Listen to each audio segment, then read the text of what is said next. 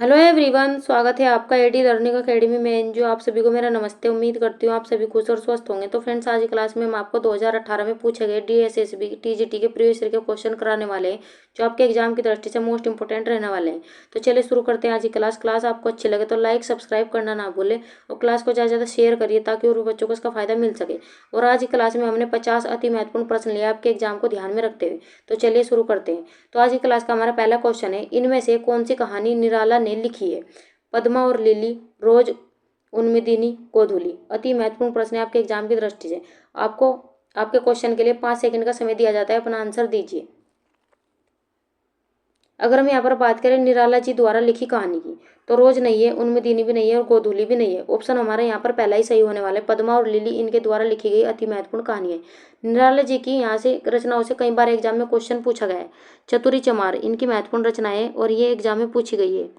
चतुरी चमार, कुकुरमुत्ता, कुकुरमुत्ता, ये भी एग्जाम में पूछी गई है। नए पत्ते, नए पत्ते, आराधना, इनकी महत्वपूर्ण रचनाएं हैं। अगर हम इनकी बात करें, इनकी कविता की पंक्तियों से भी क्वेश्चन पूछा जाता है कि वह आता दो टूक कलेजे के करता पछताता पथ पर आता। इनकी भिक्षुक कविता से पंक्तियां कई बार एग्जाम में पूछी गई है, तो आप ये भी नोट करते ही चलेगा। अति महत्वपूर्ण प्रश्न है, इनसे 3 से 4 क्वेश्चन अक्सर कर एग्जाम में पूछे ही जाते हैं। अगला क्वेश्चन है हमारा क्वेश्चन नंबर 2। इनमें से कौन सी रचना घनानंद की है? काव्य मंजरी, इश्कलता, रसभूषण, सरसरस। अति महत्वपूर्ण प्रश्न है, बताइए। अगर हम यहाँ पर बात करें घनानंद की रचना की, तो काव्य मंजरी इनकी रचना नहीं है, रसभूषण भी नहीं है और सरसरस भी नहीं है। इश्कलता किसकी रचना है? तो ये घनानंद की रचना है, ये भी आप नोट करते ही चलेगा। इश्कलता से मिलता जुलता एक क्वेश्चन और पूछा जाता है एग्जाम में, इश्कनामा। इश्कनामा, इश्कनामा किसकी रचना है? तो ये बोधा की रचना है। तो आपको कंफ्यूज करने वाले दोनों क्वेश्चन है। अगर आपसे इश्कलता पूछे तो घनानंद की रचना है, इश्कनामा पूछे तो बोधा की रचना है, ये भी आप नोट करते ही चलेगा। अगर हम घनानंद की बात करें, इनकी रचनाओं से कई बार एग्जाम में क्वेश्चन पूछा गया है। सुजान सार इनकी रचना है, विरह लीला इनकी एग्जाम में पूछी गई है। विरह लीला, ये भी आप नोट करते ही चलेगा। अगला क्वेश्चन है हमारा क्वेश्चन नंबर 3। श्रीचंद और लक्ष्मीचंद किनके 2 पुत्र थे? चंद्रवरदाई, गुरु हरिचंद, गुरु नानक देव, संत लाल दास। बताइए, अति महत्वपूर्ण प्रश्न है। अगर हम यहाँ पर बात करें श्रीचंद और लक्ष्मीचंद, ये किनके पुत्र थे? तो ये गुरु नानक देव जी के पुत्र थे, ये भी आप नोट करते चलेगा। गुरु नानक देव से क्वेश्चन पूछा जाता है कि किस नंबर के गुरु हैं सिखों के। अगर हम इनकी बात करें, सिखों के क्या हुए हैं? प्रथम गुरु है, सिखों के प्रथम गुरु। ये क्वेश्चन कितने एग्जाम में यहाँ से पूछा गया, ये भी आप नोट करते ही चलेगा। चंद्रवरदाई की बात करें, पृथ्वीराज राशि, मोस्ट इंपोर्टेंट क्वेश्चन है, ये आप नोट करते ही चलेगा। कितने एग्जाम में क्वेश्चन यहाँ से पूछा गया है, चंद्रवरदाई का पृथ्वीराज रासो। अगला क्वेश्चन है हमारा क्वेश्चन नंबर 4। किनका जन्म इटावा में सन 1673 ईस्वी में हुआ था? घनानंद, देव, भूषण, मतीराम। बताइए, किसका जन्म हुआ था? अगर हम यहाँ पर बात करें तो किसका जन्म हुआ था? तो देव का जन्म इटावा में 1673 ईस्वी में हुआ था। अगर हम देव की बात करें तो ये रीतिकालीन कवि है। यहाँ से क्वेश्चन पूछा जाता है कि रीतिकालीन कवि कौन है? आपको 4 ऑप्शन दे देगा, आपसे पूछ लेगा कि निम्नलिखित में से कौन सा रीतिकालीन कवि है। तो रीतिकालीन कवि कौन है? देव। अगर हम इनकी रचनाओं की बात करें, रसविलास, भाव विलास इनके एग्जाम में पूछी गई है, ये भी आप नोट करते ही चलेगा, भाव विलास। घनानंद की रचना की बात करें, सुजान हित एग्जाम में पूछी गई है। भूषण की बात करें, शिवराज भूषण। मतीराम की बात करें, रसराज, ललित राम, दोनों ही रचना इनके एग्जाम में पूछी गई है। अगला क्वेश्चन है हमारा क्वेश्चन नंबर 5। किनकी छत्र छाया में रहकर बालिका मीरा के हृदय में गिरधर गोपाल के प्रति अनन्य आस्था उत्पन्न हुई थी? Colonel toad, Rao दूदा, Rao Ratan Singh, Maldev. अति महत्वपूर्ण प्रश्न है, आप वेरी वेरी इंपॉर्टेंट यहाँ पर क्वेश्चन लगाते हुए चलेगा। बताइए, किसकी छत्र छाया में रहकर बालिका मीरा के हृदय में गिरधर गोपाल के प्रति अनन्य आस्था उत्पन्न हुई? तो ऑप्शन हमारे यहाँ पर 2 सही होने वाला है, राव दूदा की छत्र छाया में। अगर हम राव दूदा की बात करें तो मीराबाई के क्या थे राव दूदा? तो मीराबाई इनकी क्या थी? पोती थी, ये भी आप नोट करते हुए चलेगा। अगर हम मीराबाई की रचनाओं की बात करें तो मीराबाई की रचना कौन कौन सी है? तो गीत गोविंद इनकी महत्वपूर्ण रचना है, गीत गोविंद एग्जाम में पूछी गई है, गीत गोविंद इनकी रचना है। नरसिंह जी का मायरा। अगर हम इनके गुरु की बात करें तो रैदास कौन माने जाते हैं? रैदास मीराबाई के गुरु माने जाते हैं, ये भी आप नोट करते ही चलेगा। अगला क्वेश्चन है हमारा क्वेश्चन नंबर 6। खग ही जाने खग की भाषा, लोकोक्ति का आशय है। घर की चीज का आदर नहीं होता, खग ही परस्पर झगड़ते हैं, पक्षी ही आसमान में उड़ता है, जो जिसकी संगति में रहता है वही उसकी बात समझता है। बताइए, ऑप्शन क्या सही होने वाला है इसमें? अगर हम यहाँ पर बात करें, खग ही जाने खग की भाषा, लोकोक्ति का आशय क्या है? तो पहला ऑप्शन नहीं है, दूसरा भी नहीं है, पक्षी ही आसमान में उड़ता, ये भी नहीं है। तो ऑप्शन हमारे यहाँ पर 4 सही होने वाला है कि जो जिसकी संगति में रहता है वही उसकी बात समझता है। ये ऑप्शन हमारे यहाँ पर सही होने वाला है। अगला क्वेश्चन हमारा क्वेश्चन नंबर 7, प्रत्यागमन शब्द में कौन सा उपसर्ग लगाए। वेरी वेरी इंपॉर्टेंट क्वेश्चन है और ये क्वेश्चन कितने एग्जाम में यहाँ से पूछा गया है। आपको बताना है कि प्रत्यागमन में कौन सा उपसर्ग लगाए। प्र, प्रा, प्रति, परि। बताइए। अगर हम यहाँ पर बात करें प्रत्यागमन की तो इसमें उपसर्ग प्र नहीं लगा, प्रा भी नहीं लगा और परि भी नहीं लगा, तो इसमें प्रति उपसर्ग यहाँ पर लगा है। अगर हम यहाँ पर बात करें उपसर्ग की तो जो शब्दांश मूल शब्द के आगे लगकर शब्द के अर्थ में परिवर्तन कर दे उन्हें क्या कहा जाता है, उपसर्ग कहा जाता है। अगर हम प्रत्यय की बात करें तो मूल शब्द के पीछे लगते हैं और उपसर्ग की बात करें तो मूल शब्द के आगे जुड़ते हैं। ये भी आप नोट करते चलेगा। अगला क्वेश्चन है हमारा क्वेश्चन नंबर 8, रेवंत गिरिराज किसकी काव्य कृति है। विजय सेन सूरी, जीन धर्म सूरी, जीन विजय, सुमति गणी। अति महत्वपूर्ण प्रश्न है, आपको बताना है। बताइए। अगर हम यहाँ पर बात करें रेवंत गिरिराज की तो ये काव्य कृति किसकी है, जीन धर्म सूर्य की नहीं है, जीन विजय की भी नहीं है, सुमति गणी की भी नहीं है। तो विजय सेन सूर्य की काव्य कृति कौन सी है, रेवंत गिरिराज। अगर हम रेवंत गिरिराज की बात करें तो आदिकाल में जैन साहित्य की रचनाओं में से एक मानी जाती है रेवंत गिरिराज। ये भी आप नोट करते हुए चलेगा। अगला क्वेश्चन हमारा क्वेश्चन नंबर 9, गदाधर भट्ट किस भाषा के सुप्रसिद्ध कवि थे। अवहट्ट, संस्कृत भाषा, ब्रज भाषा, प्राकृत भाषा। मोस्ट इंपोर्टेंट क्वेश्चन है आपके एग्जाम की दृष्टि से। और फ्रेंड्स हमारा उद्देश्य आज यही रहेगा कि हम कम समय में आपको ज़्यादा से ज़्यादा क्वेश्चन यहाँ पर आपको करा सके। बताइए। गदाधर भट्ट की किस भाषा के सुप्रसिद्ध कवि थे। अगर हम इनकी बात करें तो ये ब्रज भाषा के क्या थे, सुप्रसिद्ध कवि थे। ये भी आप नोट करते हुए चलेगा। अगर हम गदाधर भट्ट की बात करें तो सगुण भक्ति में कृष्ण भक्ति शाखा क्या थे, कवि थे। ये भी आप नोट करते हुए चलेगा। अगला क्वेश्चन है सिंह उपाध्याय हरिओद का खड़ी बोली में लिखा गया प्रथम महाकाव्य कौन सा है। तो इनके कौन सा महाकाव्य इन्होंने लिखा था, तो खड़ी बोली का प्रथम महाकाव्य प्रिय परिवास। ये भी आप नोट करते हुए चलेगा। अगर हम अयोध्या सिंह उपाध्याय हरिओद की बात करें तो खड़ी बोली के इन्हें क्या कहा जाता है, खड़ी बोली के प्रथम महाकवि, प्रथम महाकवि। और ये एग्जाम में क्वेश्चन भी पूछा गया, ये भी आप नोट करते ही चलेगा। अगला क्वेश्चन है हमारा क्वेश्चन नंबर 11, राम रक्षा स्रोत किनके द्वारा रचित है। श्री विष्णु स्वामी, स्वामी रामानंद, तुलसीदास, श्री वल्लभाचार्य। अति महत्वपूर्ण प्रश्न है, आपको बताना है कि राम रक्षा स्रोत किनके द्वारा रचित है। अगर हम इसकी बात करें तो राम रक्षा स्रोत किसके द्वारा रचित है, तो स्वामी रामानंद के द्वारा रचित है। ये भी आप नोट करते हुए चलेगा। तुलसीदास की बात करें, इनकी रचनाएं कवितावली, दोहावली, गीतावली, इनकी महत्वपूर्ण रचनाएं। ये भी आप नोट करते हुए चलेगा। अगला क्वेश्चन हमारा क्वेश्चन नंबर 12, आचार्य महावीर प्रसाद द्विवेदी कब सरस्वती के संपादक बने। सन 1913, सन 1903, सन 1905, सन 1900। अति महत्वपूर्ण प्रश्न है आपके एग्जाम की दृष्टि से और कितने एग्जाम में यहाँ से क्वेश्चन पूछा गया है। बताइए। आचार्य महावीर प्रसाद द्विवेदी कब सरस्वती के संपादक बने। तो कब बने, तो 1903 में ये सरस्वती पत्रिका के संपादक बने। कब से कब तक, तो 1903 से 1920 तक ये क्या रहे, सरस्वती पत्रिका के संपादक रहे। और अगर हम बात करें द्विवेदी युग की तो आचार्य महावीर प्रसाद द्विवेदी के नाम पर ही द्विवेदी युग का नामकरण हुआ। ये भी आप नोट करते हुए चलेगा। ये भी एग्जाम में क्वेश्चन पूछा गया है। अगला क्वेश्चन है हमारा क्वेश्चन नंबर 13। फ्रेंड्स हमारी वीडियो, हमारा कंटेंट अगर आपको अच्छा लग रहा हो तो लाइक सब्सक्राइब करना ना भूलें और वीडियो को ज़्यादा से ज़्यादा शेयर करिए ताकि और भी बच्चों को इसका फायदा मिल सके। और हमारा उद्देश्य यही है कि हम आपको बेहतर से बेहतर कंटेंट आपको यहाँ पर प्रोवाइड करा सके। तो आपका फर्ज बनता है कि आप हमारी वीडियो को ज़्यादा से ज़्यादा सपोर्ट करें। आपका बिल्कुल भी सपोर्ट नहीं आ रहा है, आप हमारी वीडियो को ना तो आप शेयर कर रहे हो और ना लाइक करते हो, तो आप हमें ये तो बता सकते हैं कि हमारी वीडियो आपको कैसी लग रही है। तो कमेंट बॉक्स में आप हमें लिखा करें कि हमारी वीडियो आपको पसंद आ रही है या नहीं आ रही है। तो चलिए अब आते हैं अपने क्वेश्चन पर। वर्षा बिंदु किसकी काव्य कृति है। बाल मुकुंद गुप्त, Jagmohan Singh, Badri Narayan Chaudhary प्रेमगन, Pratap Narayan Mishra. Most important question है आपके एग्जाम की दृष्टि से, आपको बताना है कि वर्षा बिंदु किसकी काव्य कृति है। अगर हम यहाँ पर बात करें वर्षा बिंदु की तो ये किसकी रचना है, तो बद्री नारायण चौधरी प्रेमगन की रचना है। ये भी आप नोट करते ही चलेगा। अगर हम इनकी बात करें तो ये भारतेंदु मंडल के क्या थे, कवि थे। कौन, बद्री नारायण चौधरी प्रेमगन। भारतेंदु मंडल के कवि कौन थे, बद्री नारायण चौधरी प्रेमगन। ये भी आप नोट करते ही चलेगा। इनकी रचनाओं की बात करें, मयंक महिमा, आनंद, अरुणोदय इनकी महत्वपूर्ण रचनाएं। बाल मुकुंद गुप्त की बात करें, शिव शंभू के चिट्ठे एग्जाम में पूछे गए। जगमोहन सिंह की बात करें, श्यामा लता इनकी महत्वपूर्ण रचनाएं। प्रताप नारायण मिश्र की बात करें, प्रेम पुष्पावली इनकी महत्वपूर्ण रचना। ये भी आप नोट करते ही चलेगा। अगला क्वेश्चन हमारा क्वेश्चन नंबर 14, गोस्वामी हित हरिवंश के 2 हिंदी ग्रंथ है। मोस्ट इंपोर्टेंट क्वेश्चन है आपके एग्जाम की दृष्टि से, आपको बताना है कि गोस्वामी हित हरिवंश के 2 हिंदी ग्रंथ है। महावाणी, सिद्धांत रत्नांजलि, हित 84 स्फुट वाणी, सेवक चरित्र, गीता चरित्र, यमुनाष्टक, गीताष्टक। बताइए। अगर हम यहाँ पर बात करें तो ऑप्शन हमारा क्या सही होने वाला है? पहला हमारा ऑप्शन सही नहीं है, तीसरा भी ऑप्शन हमारा सही नहीं है और चौथा भी ऑप्शन हमारा सही नहीं है। तो ऑप्शन हमारा दो यहाँ पर सही होने वाला है, हित 84 और स्फुट वाणी। ये क्या है? हित हरिवंश राय के क्या है? हिंदी के दो ग्रंथ है, ये भी आप नोट करते हुए चलेगा। अगर हम हित हरिवंश की बात करें तो राधा वल्लभ संप्रदाय के प्रवर्तक कौन माने जाते हैं? हित हरिवंश माने जाते हैं, ये भी आप नोट करते हुए चलेगा।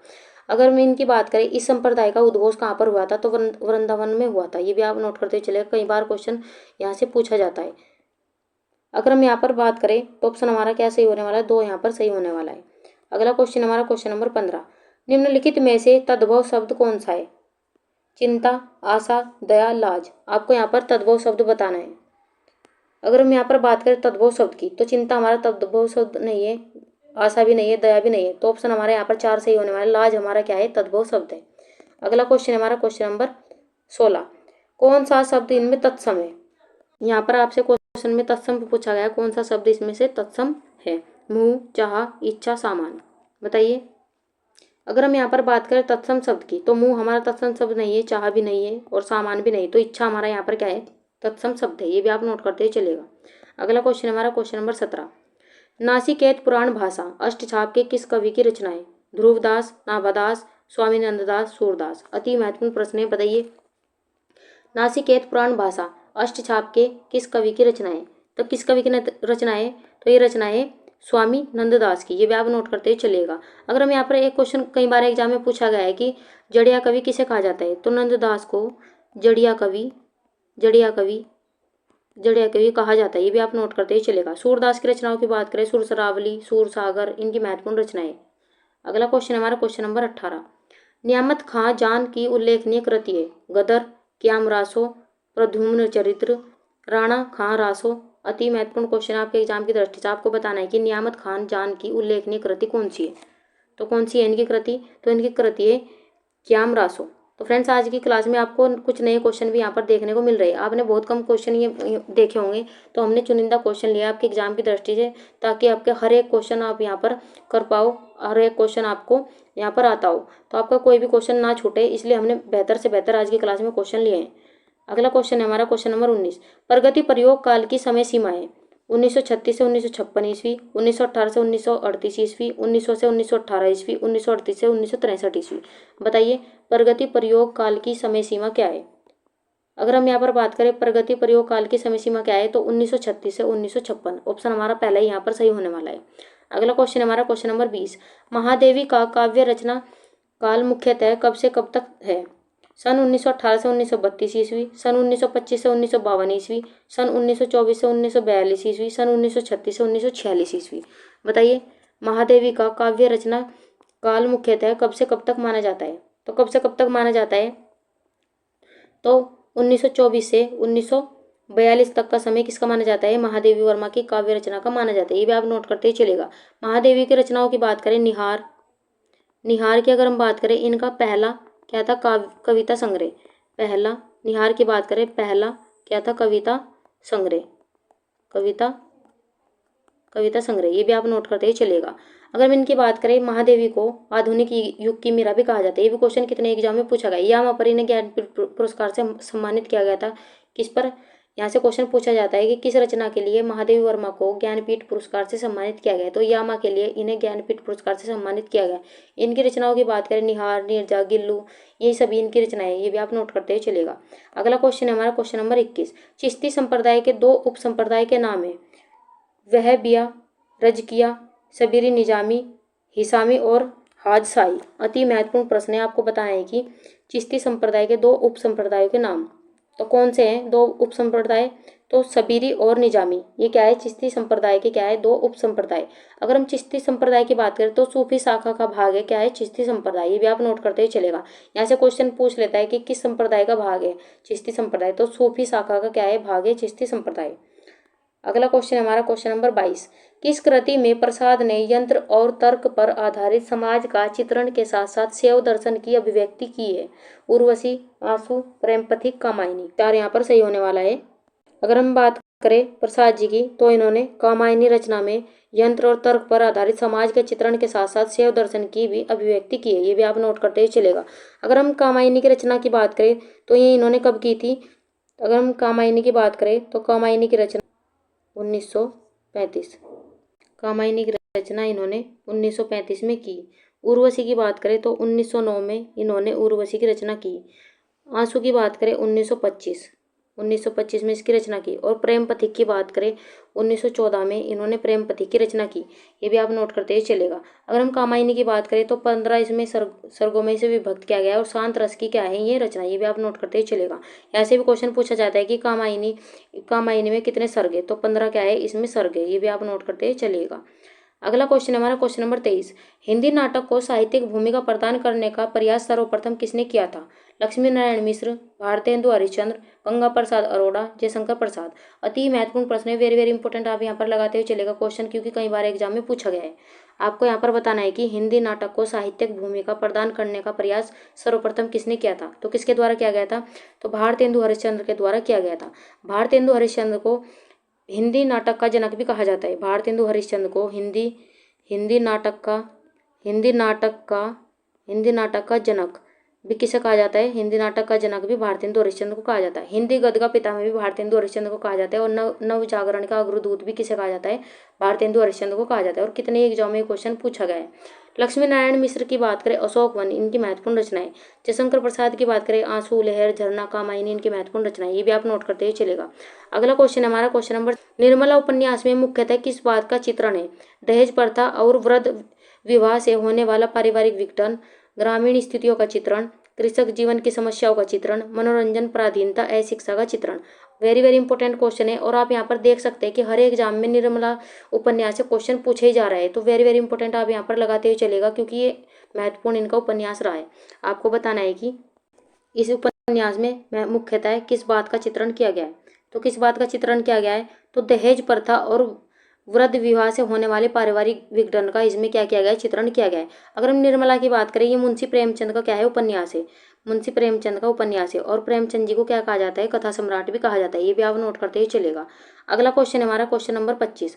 1964 में प्रेमचंद की जीवनी कलम का सिपाही के नाम से लिखी गई थी। किसने लिखी थी?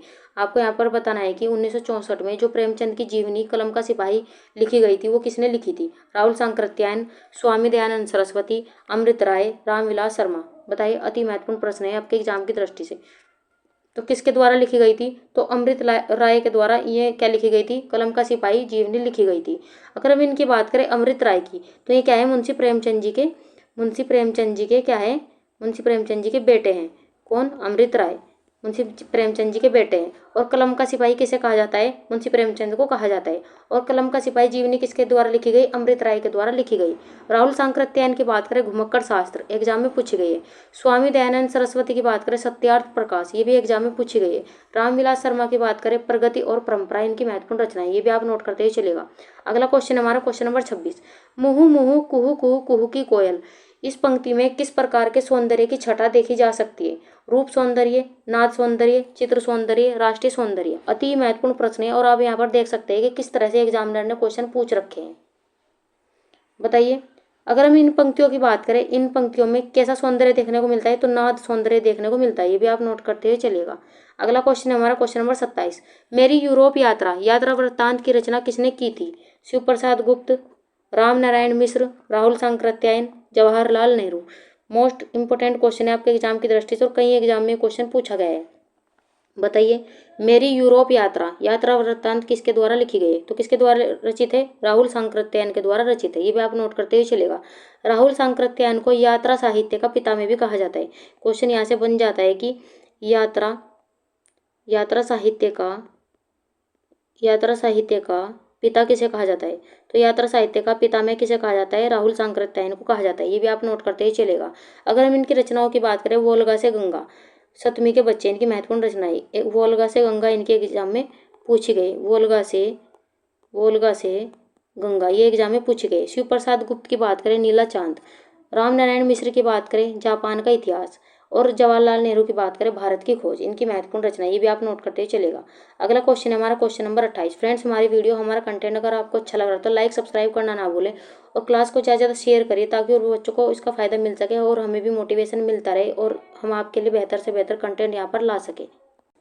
छायावाद युग के सबसे प्रमुख निबंधकार है। मोस्ट इंपोर्टेंट क्वेश्चन आपके एग्जाम की दृष्टि से आपको बताना है कि छायावाद युग के सबसे प्रमुख निबंधकार है।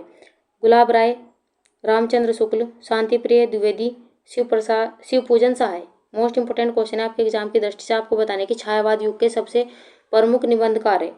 गुलाब राय, रामचंद्र शुक्ल, शांति प्रिय द्विवेदी, शिवपूजन सहाय। अगर हम यहाँ पर बात करें छायावाद युग की तो इसके प्रमुख निबंधकार कौन है, तो आचार्य रामचंद्र शुक्ल छायावाद युग के प्रमुख निबंधकार माने जाते हैं। इनकी महत्वपूर्ण रचनाओं की बात करें सूरदास, चिंतामणि, रसमीमांसा, इनकी एग्जाम में पूछी गई है।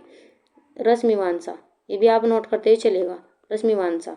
गुलाब राय की बात करें मेरी असफलता, ये भी एग्जाम में पूछी गई। शांति प्रिय द्विवेदी की बात करें परिक्रमा। शिवपूजन सहाय की बात करें मेरा जीवन। महत्वपूर्ण रचनाएं आप अपनी नोटबुक में नोट करते हुए चलेगा। अगला क्वेश्चन हमारा क्वेश्चन नंबर 29। निराला जी ने किस भाषा की शब्दावली का प्रचुर प्रयोग किया है? फारसी की शब्दावली, अंग्रेजी की शब्दावली, संस्कृत की तत्सम शब्दावली, अरबी की शब्दावली। मोस्ट इंपोर्टेंट क्वेश्चन है आपके एग्जाम की दृष्टि से। बताइए निराला जी ने किस भाषा की शब्दावली का प्रचुर प्रयोग किया है?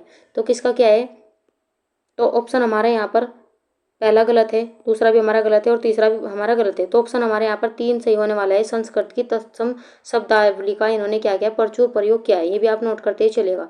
अगर हम निराला की बात करें, इनकी रचनाओं की बात करें, राम की शक्ति पूजा एग्जाम में पूछी गई है। महत्वपूर्ण क्वेश्चन है राम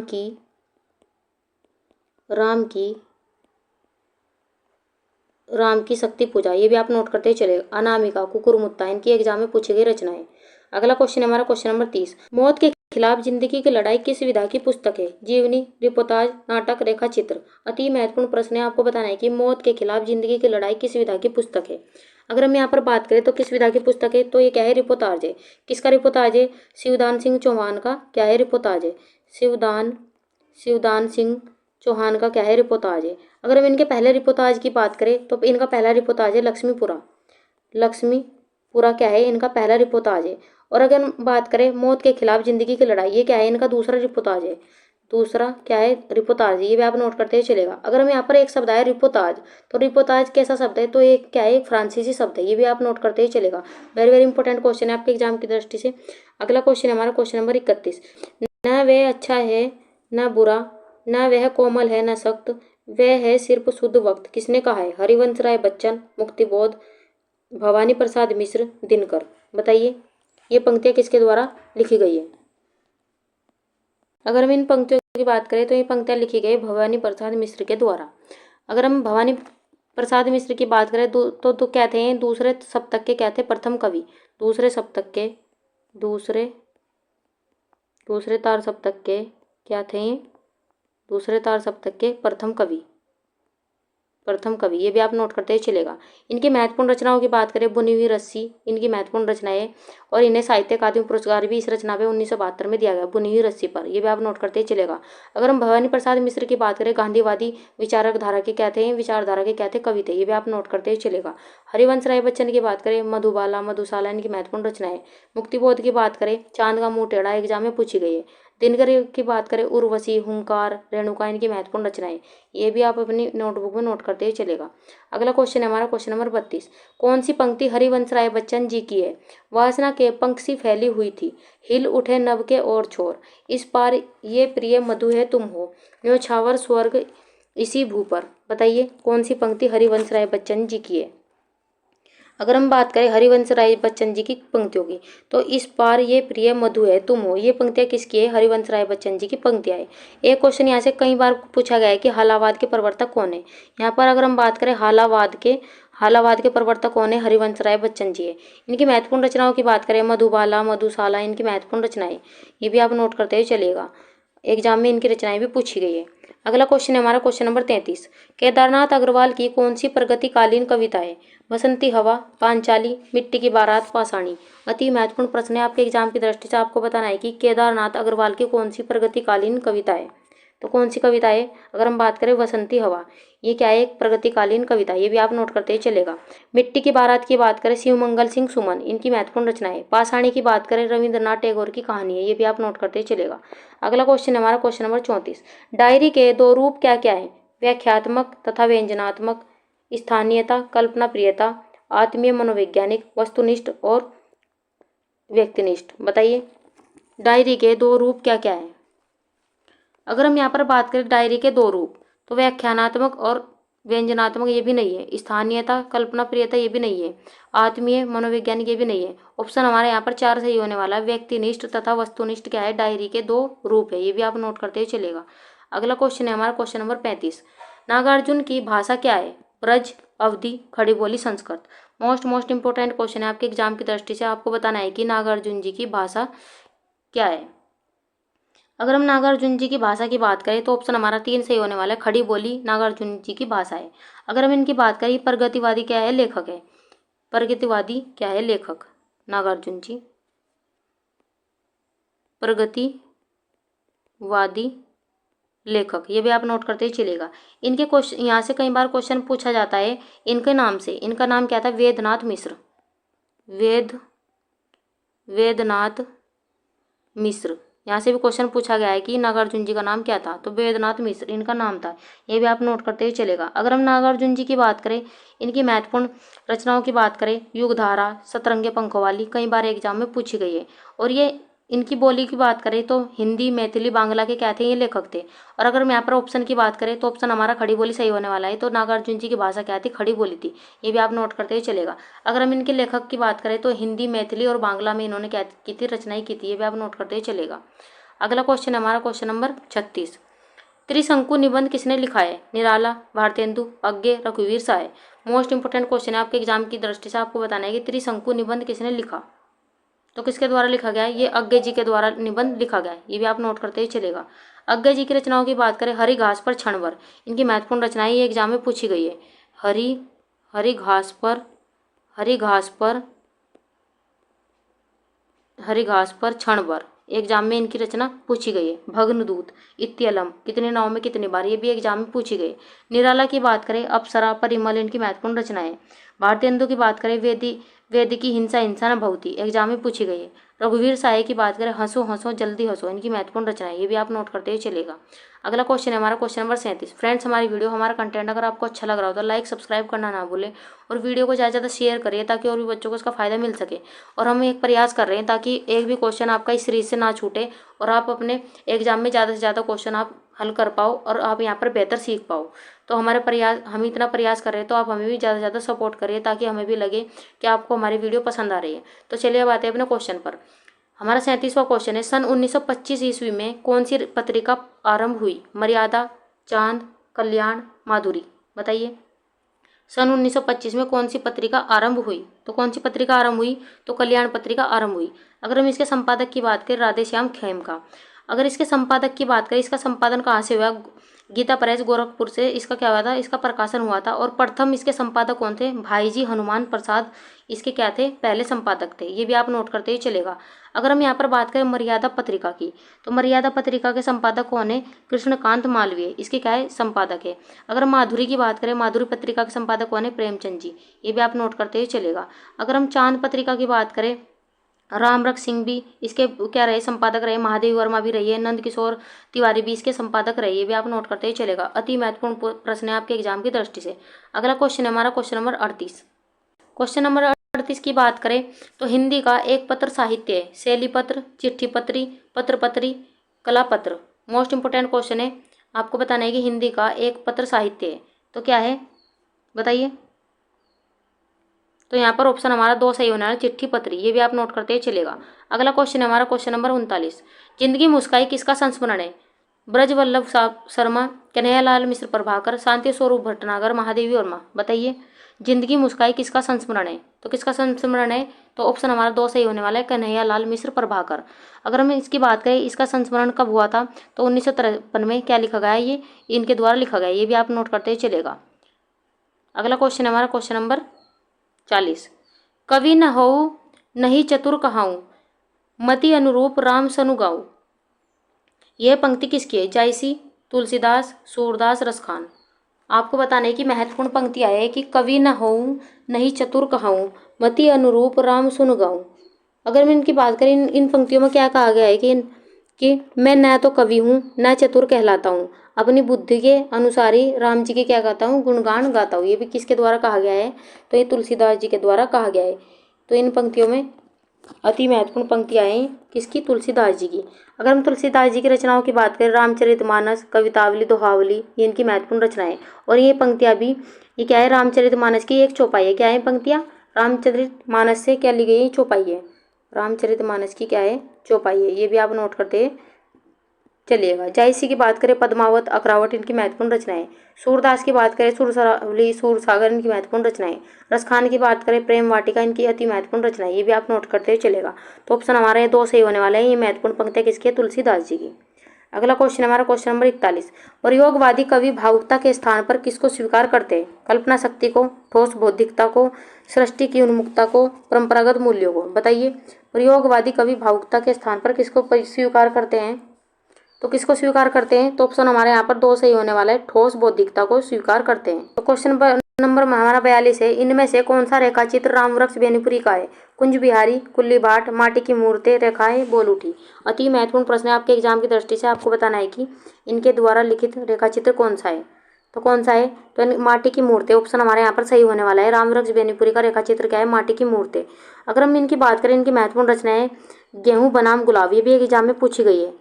गेहूं बनाम गुलाब, या गेहूं और गुलाब, ये भी नोट करते ही चलेगा। गुलाब आपके एग्जाम की दृष्टि से मोस्ट इंपोर्टेंट रचनाएं।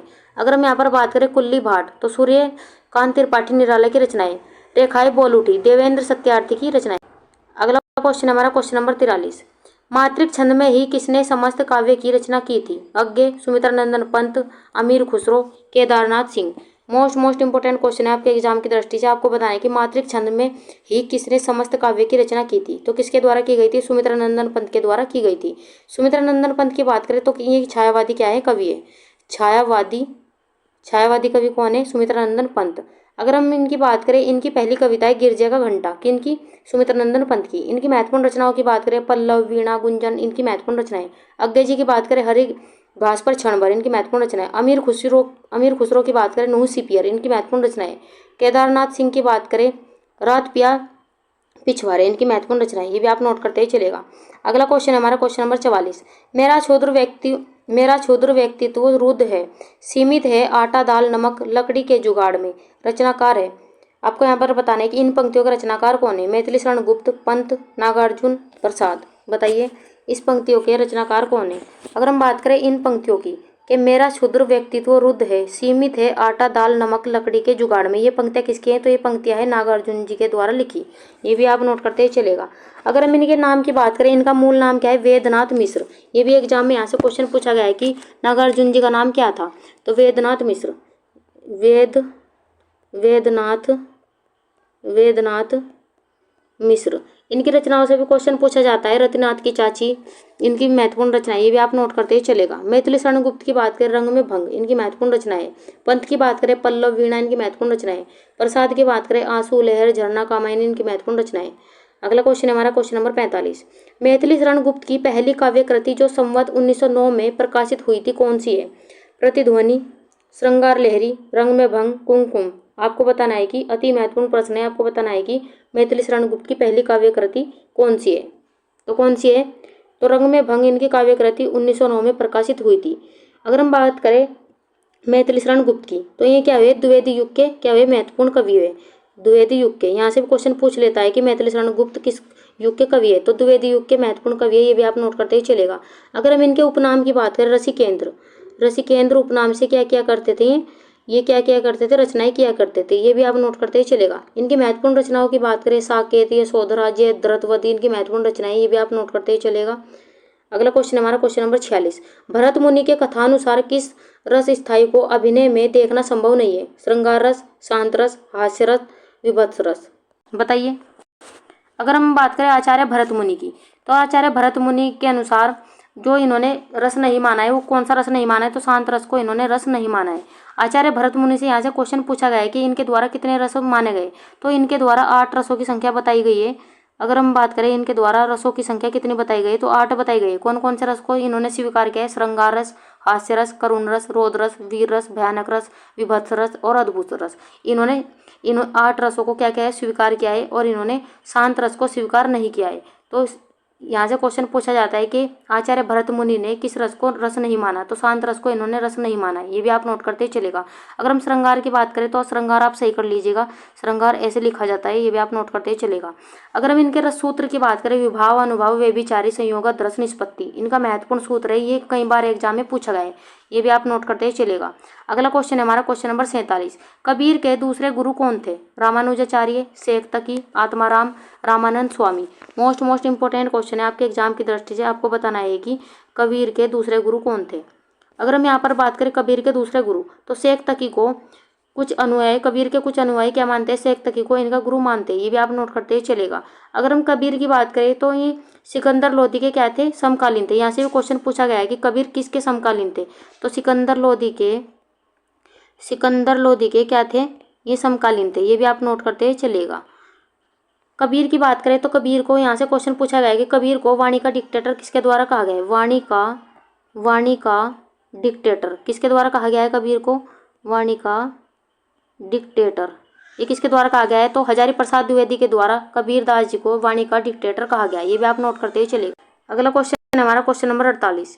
जायसी की भाषा और शैली क्या है? संस्कृत, लोक भाषा, चित्रात्मक, ठेठ अवधि, दोहा, चौपाई, ब्रज कुंडल। आपको बताना है कि जायसी की भाषा और शैली क्या है। अगर हम यहाँ पर बात करें जायसी की भाषा और शैली, संस्कृत नहीं है, लोक भाषा चित्रात्मक भी नहीं है, और ब्रज भाषा कुंडल भी नहीं है। तो इनकी भाषा क्या है? ठेठ अवधि, दोहा, चौपाई। किसकी भाषा है? जायसी की भाषा है। अगर हम जायसी की महत्वपूर्ण रचनाओं की बात करें, पद्मावत इनकी महत्वपूर्ण रचना है, और पद्मावत को प्रेमाख्यान का सर्वश्रेष्ठ ग्रंथ माना जाता है। पद्मावत ये एग्जाम में कई बार क्वेश्चन पूछा गया है। अखरावट इनकी वे भी महत्वपूर्ण रचना है। ये भी आप नोट करते ही चलेगा। अगला क्वेश्चन है हमारा क्वेश्चन नंबर 49। फ्रेंड्स, हमारी वीडियो, हमारा कंटेंट अगर आपको अच्छा लग रहा हो तो लाइक सब्सक्राइब करना ना भूलें, और वीडियो को ज़्यादा शेयर करिए ताकि और भी बच्चों को इसका फायदा मिल सके। रासो नाम किस शब्द से बना है? आपको बताना है कि रासो नाम किस शब्द से बना है? रासज, राजस, रसोदान, रसायन या रास। वेरी वेरी इंपॉर्टेंट क्वेश्चन है। आपको बताने की रासो नाम किस शब्द से बना है, बताइए। अगर हम यहाँ पर बात करें रासो नाम किस शब्द से बनाए, तो रसायन से बनाए। ये भी आप नोट करते ही चलेगा। अगर हम यहाँ पर बात करें बिसलदेव रासो में काव्य के अर्थ में रसायन शब्द क्या हुआ था? बार बार इसमें प्रयोग किया गया था। किसका? रसायन शब्द का। और फिर में रसायन शब्द बार बार बोले जाने पर इसके बाद में क्या हो गया? ये रासो हो गया। ये भी आप नोट करते ही चलेगा।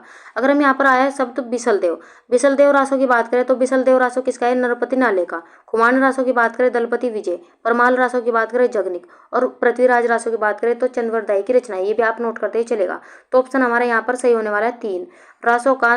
रासो नाम शब्द किससे हुआ है? रसायन से हुआ है। ये भी आप नोट करते ही चलेगा। बिसलदेव में क्या हुआ था? बार बार प्रयोग होने से ये क्या हो गया? इसका शब्द का प्रयोग किया गया था, और बाद में क्या हो गया? ये रासो हो गया। ये भी आप नोट करते ही चलेगा। अगला क्वेश्चन है हमारा क्वेश्चन नंबर 50। और फ्रेंड्स, हमारी वीडियो का अंतिम क्वेश्चन है, बताइए सुजान रसखान में किस विषय पर कविता सवेय है?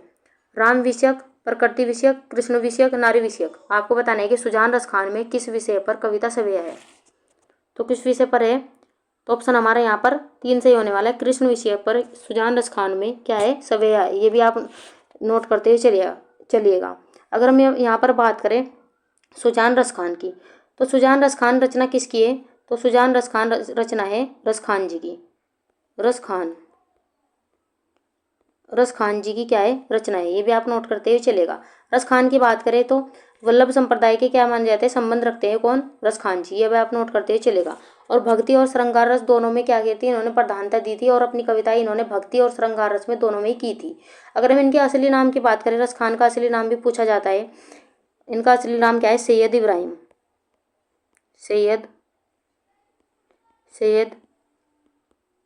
इब्राहिम इनका असली नाम है। ये भी यहाँ से भी क्वेश्चन पूछा गया है। तो फ्रेंड्स, ये थी हमारी आज की क्लास। हमारी क्लास आपको कैसी लगी उसके बारे में आप हमें ज़रूर बताएं।